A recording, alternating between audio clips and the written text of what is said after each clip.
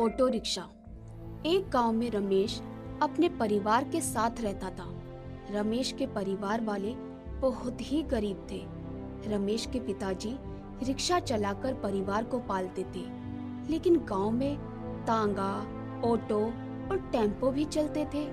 इस कारण रमेश के पिताजी की आमदनी इतनी नहीं हो पाती थी कि वे अपने परिवार का पालन पोषण बहुत अच्छे से कर सके। पैसे की कमी के कारण रमेश अच्छे स्कूल में भी नहीं पढ़ पा रहा था। रमेश अच्छे स्कूल में पढ़ना चाहता है। हाँ, मैं जानता हूँ, पर मैं क्या कर सकता हूँ। आजकल रिक्शा चलाने में कुछ कमाई नहीं होती। तुम एक काम क्यों नहीं करते? ऑटो रिक्शा क्यों नहीं खरीद लेते?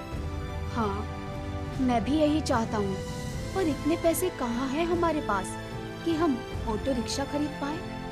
हम धीरे धीरे पैसा जमा कर ऑटो रिक्शा ले लेंगे। इस दिन से दोनों पैसे जमा करना शुरू करते हैं। एक साल बाद रमेश के पिता ऑटो रिक्शा खरीदने के लिए बाजार जाते हैं और एक बहुत सुंदर ऑटो रिक्शा खरीद कर लाते हैं। ऑटो रिक्शा खरीदने के बाद रमेश के घर की दशा सुधरने लगती है और आमदनी भी बढ़ने लगती है।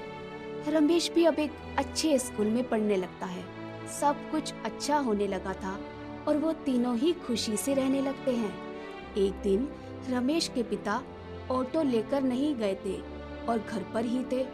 जब वो शाम को बाहर जाते हैं तो ऑटो रिक्शा बाहर नहीं दिखता, तो वो परेशान हो जाते हैं। लेकिन कुछ ही देर में उनका ऑटो आता दिखाई पड़ता है, तो वो बहुत आश्चर्य में पड़ जाते हैं कि बिना ड्राइवर के ऑटो कहाँ और कैसे गया था। जैसे ही वे ऑटो रिक्शा के अंदर देखते हैं तो बहुत सारे पैसे मिलते हैं। रमेश के पापा समझ ही नहीं पाते कि आखिर ये कैसे हो सकता है कि ऑटो रिक्शा खुद कमाई करके ले आया।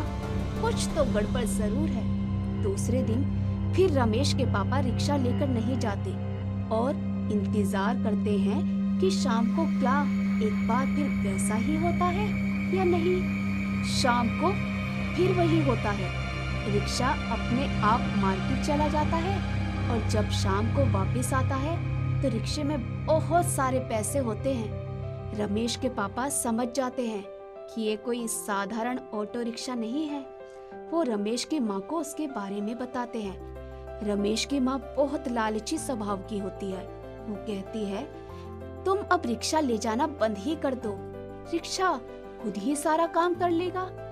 पहले तो रमेश के पापा को ये बात अच्छी नहीं लगती, लेकिन बाद में वो मान जाते हैं। ऐसा बहुत दिनों तक चलता रहता है और रमेश के पापा को आलस करने की आदत पड़ जाती है। अब तो वो एक दिन भी रिक्शा लेकर नहीं जाते थे। पापा, आजकल आप रिक्शा लेकर क्यों नहीं जाते? अब हमें काम करने की कोई जरूरत नहीं है, हमारे पास जादुई रिक्शा जो है। रमेश को जादुई रिक्शा के बारे में सारी बातें पापा बताते हैं। पापा, आपको इतना लालच और इतना आलस नहीं करना चाहिए। भले ही हमारे पास जादुई रिक्शा आ गई हो, लेकिन हमें इसका इस तरह इस्तेमाल नहीं करना चाहिए। लेकिन रमेश के माता पिता उसकी एक नहीं सुनते। कुछ महीनों तक ऐसा ही चलता रहता है, लेकिन एक शाम ऑटो रिक्शा वापस ही नहीं आता।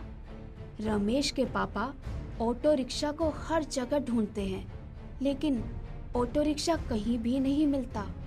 वे थक हार कर घर आ जाते हैं। दुखी मन से वो सो जाते हैं, लेकिन उन्हें सपने में एक परी दिखती है जो कह रही है कि मैंने तुमको बहुत मेहनती इंसान समझ के एक जादू वाला ऑटो रिक्शा दिया था, लेकिन तुम तो बहुत कामचोर और लालची इंसान निकले। ये रिक्शा तुम्हारे लिए नहीं है, इसीलिए मैं इस ऑटो रिक्शे को वापस ले रही हूँ।